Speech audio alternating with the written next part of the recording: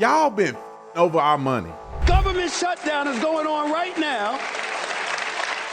A man has to work on DoorDash. All right. Everybody got to go. Y'all grown people can't come to an agreement. Y'all got to go. So if you want to participate, get you one of these shirts or one of these merch items, and your purchase will go towards the Kirk family. We wanted to write them $1 million check. I need y'all to help me with that if we're going to get to $1 million. But at least you can go through and get you some merch to support Charlie, to support his family. A lot of people say, well, they already rich. I'm pretty sure Charlie Kirk was a multimillionaire. But one thing that you guys don't realize is that once you are done with your life and you can't bring in income anymore, that's detrimental to a person's family. Charlie Kirk had a show that was tremendously successful. It's a dog-eat-dog world. They're not finna keep his show going. They're gonna cut his show after probably another week or so, and they're gonna put somebody else in that spot. You're talking millions of dollars coming into his family that's no longer there. Unrealized gains. Charlie Kirk probably would have wrote 40 more books. Charlie Kirk should have lived another 50 years. And his children and his wife are not going to have that unrealized gain from Charlie Kirk's legacy moving forward. So this is a contributing option for us that love him, that really love him, and that care about his family. This is a way that you can do it. Go to tatumstore.com, tatumstore.com. Ladies and gentlemen, ladies, welcome back to the Officer Tatum Show. Stephen A. Y'all know he my boy now, man. I be texting Stephen A. Stephen A. walked off the set of a town hall meeting, and I think he did it for good cause to a certain degree. But let me just give a quick background before we get into this. News Nation hosted a high-profile town hall, and they were talking about border security, immigration, ICE enforcement, all of the above, and had a bunch of people show up to it.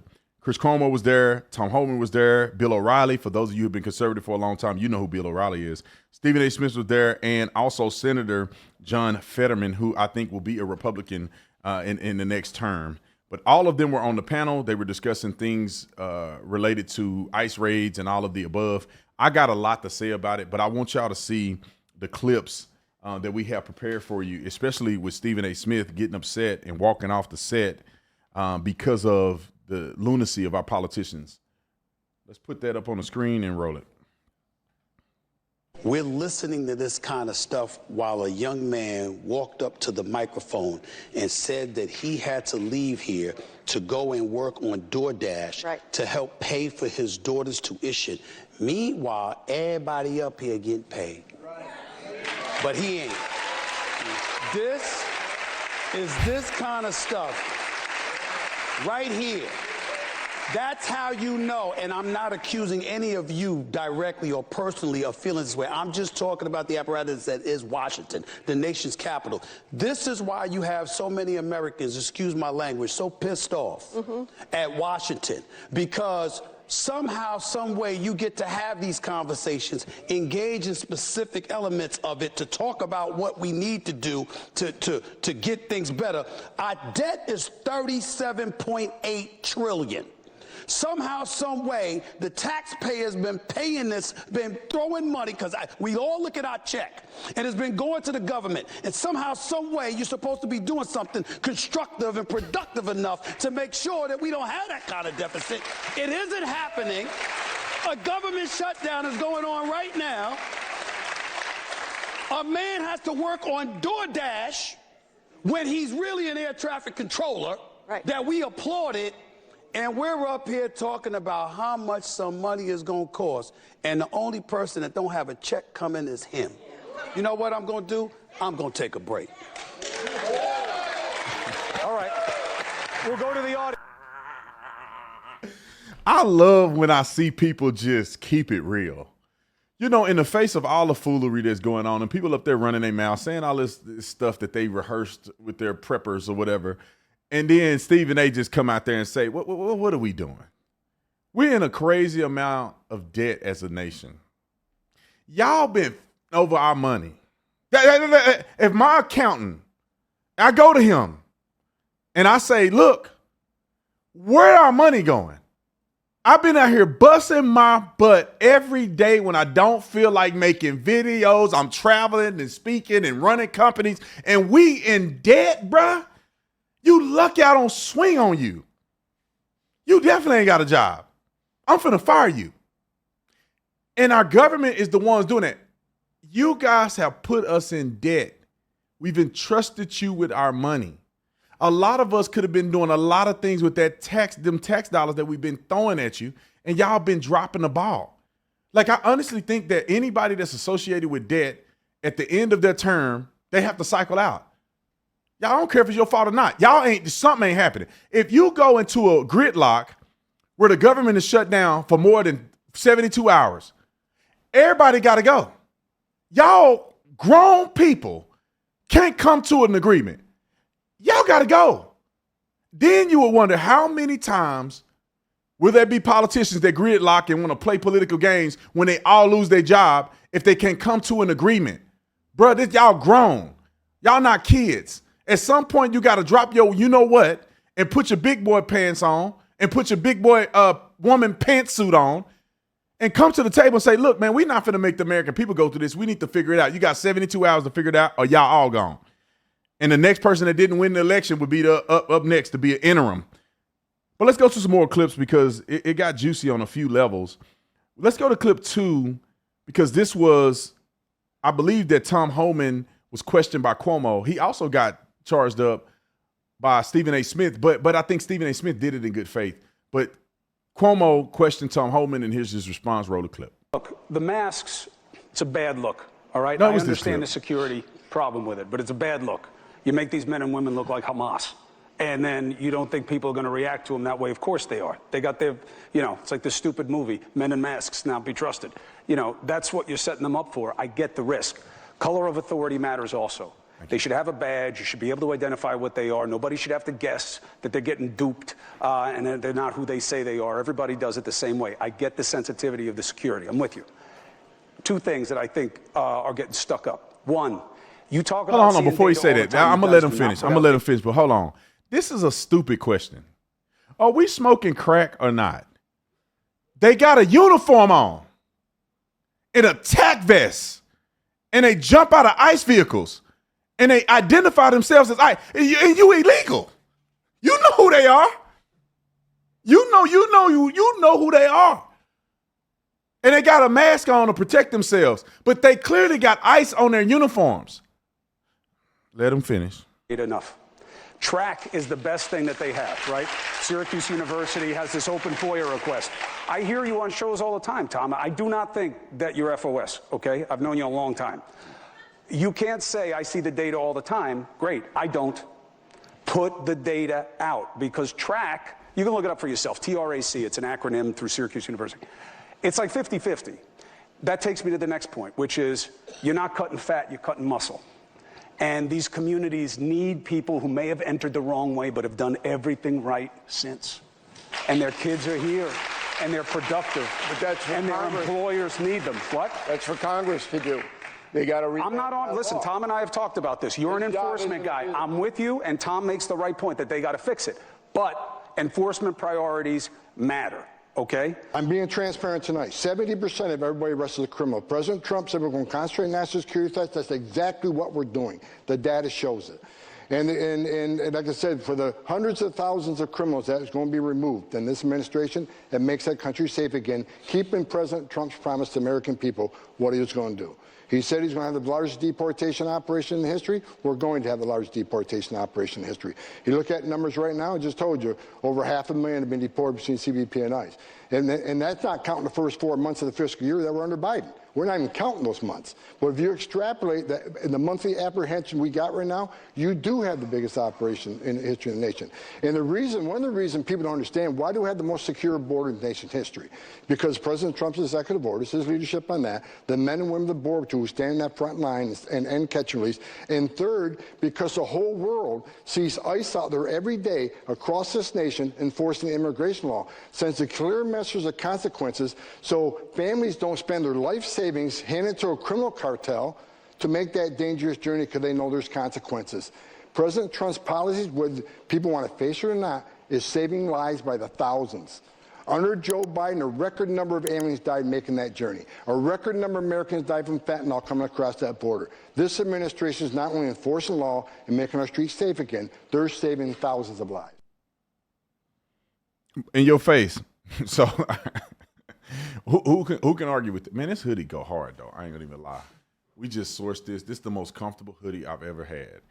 And they don't have no string on it. I told them, get the string off of it. Gosh, dang it. Y'all need to get y'all one of these hoodies, though. This support Charlie. 100% of all the profit go to his family. Get you one. I had to say that. He just brought me this one. Y'all ain't finna find another conservative site that will produce product like this. I'm just saying. Anyway, let's get back to the message at hand. TatumStore.com. Stephen A. Smith talking about masks as well. Clip 1. Let's roll that. Identity. Law enforcement officials throughout this country don't get the license to do that. They have to walk up to you. They have to identify. Hold on. Stephen A., let me correct you real quick. And if Stephen A. talked to me, he wouldn't have said this. But I think he's asking a question for the general public. Law enforcement do wear masks like this. When we do SWAT call-outs, we were fully covered our face. And one of the reasons why we covered our face is because when we throw that flashbang or we do that to CS gas so it don't get back in our face. But we used to do SWAT call-outs and we cover our whole face. We got a full uniform on that says Tucson SWAT. And you've been selling dope the last 5 years. You know what it is. When you hear the bang, bang, bang police, you know it's us. When they see the people come out there with the mask on and that green gear with that tech vest on, they know it's ICE. Roll it. Who they are. They have to make sure it's clear. An ICE agent getting to conceal their identity is not a privilege or a situation that other law enforcement officials have. Why should ICE agents have that? Look, I don't pretend. I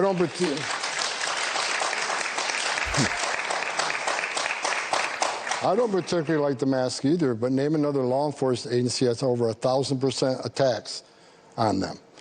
And name another law enforcement agency whose spouses and children have been doxxed on social media and been attacked and bullied in churches and schools. These men and women put a gun on their hip and wear a Kevlar vest to go on the streets every day, look for the worst of worst, makes this country safer. Them wearing a mask, if that protects them and protects their families, then that has to be done. No one knows, I remember the days some of these cities, if they weren't wearing a mask during COVID, you got reported to the police and got arrested for it. These men and women are trying to protect themselves and their families. And again, I don't like the mask. I wish there wasn't need for it. But there's not another law enforcement agency dealing with the attacks that ICE is dealing with right now. Look, immigration enforcement, I've been doing this since 1984. It's always been controversial. It's always been emotional. But people need to remember the men and women at ICE, they don't hang their heart on a hook when they go to work. They're mothers and fathers, too. They have children, too. And they take very, very emotional things home with them every day. I've done this for over 40 years. So Tom Holman, I did an interview with Tom Holman. I met him several times, and he's a genuine guy. And I think people need to if it wasn't for the media out here lying and content creators out here just floating around stupidity, the country wouldn't even be upset about this stuff, to be quite honest. We would understand that this is necessary to do to save our country.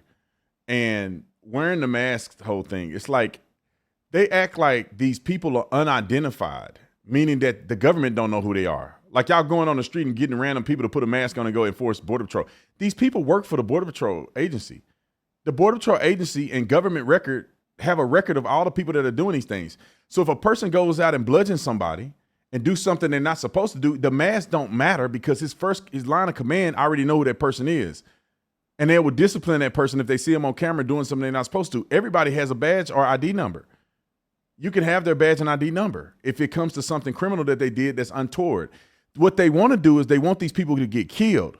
I'm telling you right now, that's why they don't want them to cover their faces. Not for any other reason. They didn't mind them covering their faces during COVID.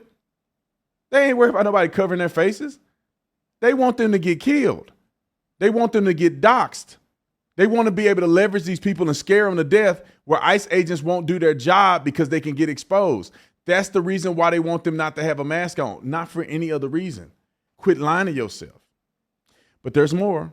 We have Fetterman, who I think that John Fetterman is going to be a Republican here soon. I mean, I don't know if because he had that stroke, he kind of woke up. Because I swear he was a leftist. And then he had a stroke and his brain went boop, boop, boop, boop, boop. And now he making common sense. I think just like Kirsten Sinema, he's a sensible Democrat. And if every Democrat and Republican were sensible, wouldn't we have a better country? We don't have to agree with everything, but be sensible about the things that matter to America. So let's put Fetterman up here and let's see what he has to say on this panel. Roll the clip. And Fetterman, hold on, Fetterman dressing like me every day. What is he doing? I like, there's a part of me, because I don't like to put suits on. I will. When I go down to the White House, I put me a sport coat on, put me a button-up shirt, because I want to be presentable. Out of respect, if I met the president, I'm going to put a suit and tie on. But Fetterman just be doing his own thing, boy. Sometimes I be like, is he really there or he just hanging out? Look like he gonna pull a skateboard out or something and go in the back and vape. That's what he looked like. Roll the clip. Could have gotten a deal with Hamas? Well, I mean, you brought up a good point. I skipped the question that was asked to him was, would Kamala Harris have gotten a deal with Hamas like Trump did? Roll it. I think I was the only Democrat early on to give President Trump credit for the peace deal. Why wouldn't you? Do you think Harris could have gotten it? Well, again, I don't know. She's not the president. But where I'm at right now, it's like, ask any of the hostages or their families. They think President Trump was a hero and he deserves, the kind of deal for that thing. I think that was really a remarkable development. Do you think Harris could have got him out? No. I think it's a silly question. It's a what? I think it's a silly question. Wait. Don't get Bill O'Reilly started, boy. He That's still why got they're it. clapping. They're clapping because they. Security. No, right here. I think the most important point is just realizing who did it, not hypothetically or anything. I'm saying it's like, here's what happened, and there are actual members of my party that have refused to even acknowledge that this was significant. And that's for me where it's like, hey, our politics might be different, but this was a significant development. Okay. And now also it's what Israel was able to accomplish. They had to neutralize Hamas, Hezbollah, Houthis, and Iran. And also another thing, the Iranian nuclear facilities.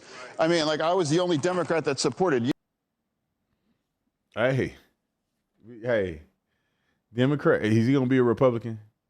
Because I think Cuomo is coming around. They won't say they're Republican. Y'all get what I'm saying? They'll be supportive of Republican policies. Cuomo came around, Stephen A. Smith came around, and then now Fetterman has come around. I mean, he's come around since the last couple of years, but what he said, well, first of all, let me answer the question. F no. Kamala Harris, imagine her. Put on your imaginary cap. Imagine Kamala Harris talking to anybody. She literally go in circles on the campaign trail doing word salads. Ain't no way in the world nobody taking her seriously. You think she's going to get the Middle Eastern nations, Qatar, some of these other places, Saudi Arabia, and you think they listen to a woman? They don't even listen to women. They're like worth half of what a man is worth. They make them. I was in the airport the other day walking. You know your religion wrong when the man get to wear gym shorts and a t-shirt and his wife wrapped up her head to toe. All I saw was her eyeballs. I say that ain't right. I almost said, bro, man, let her take it off at the airport. It's hot in here. And you got her walking around. Ain't nobody want to look at her. We in America. Ain't nobody want to look at what do we ain't got. She can wear regular clothes. Why you get to wear regular clothes and she don't? That's stupid to me. How y'all in a religion like that? Woman wrapped up from her kneecap to her eyeballs, just walking around in slavery. And I'm looking at him like, bro, you could at least dress up. I mean, can you put the little white gown on with the little thing on the top? Y'all don't have to wear nothing. You won't even know these people are Muslim.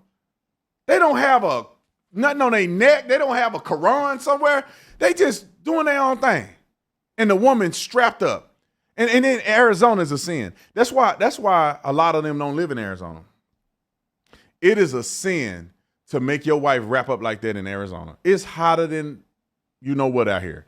125. They got these women passing out in that thing.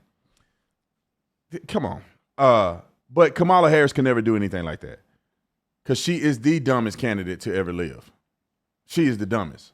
When you go horizontal to go vertical in your career, you don't deserve to be the president. Some of y'all got that. Some of y'all still thinking.